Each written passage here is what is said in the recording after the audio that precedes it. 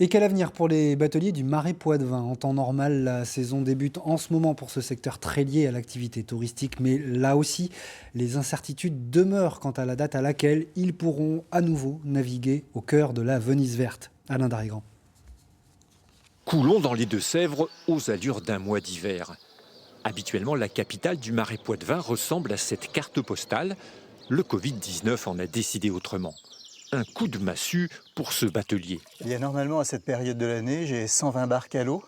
J'ai une centaine de salariés qui travaillent et aujourd'hui, j'ai une dizaine de bateaux à l'eau. Des barques stockées sur les berges. Le printemps, pourtant, c'est la moitié du chiffre d'affaires de ce leader de la batellerie. Il emploie habituellement plus d'une centaine de saisonniers. Mais Manuel Mercier ne veut pas baisser les bras pour autant. En 40 ans, son entreprise familiale n'a jamais fermé. Alors il étudie des solutions pour maintenir un peu d'activité et rassurer la clientèle. Comment faire pour désinfecter une barque à bord de laquelle d'autres passagers ont déjà voyagé? Alors nous avons trouvé un certain nombre de produits que l'on a la possibilité de diluer dans de l'eau et de pulvériser sur l'ensemble de nos matériels.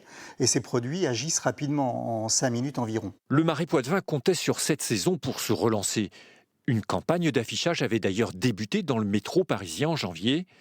Pour les responsables de l'Office du tourisme, il s'agit maintenant d'un plan de sauvetage.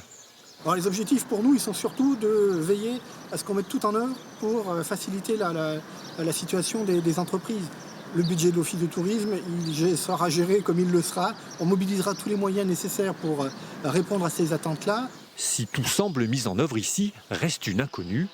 À quel moment les professionnels du secteur seront autorisés à rouvrir?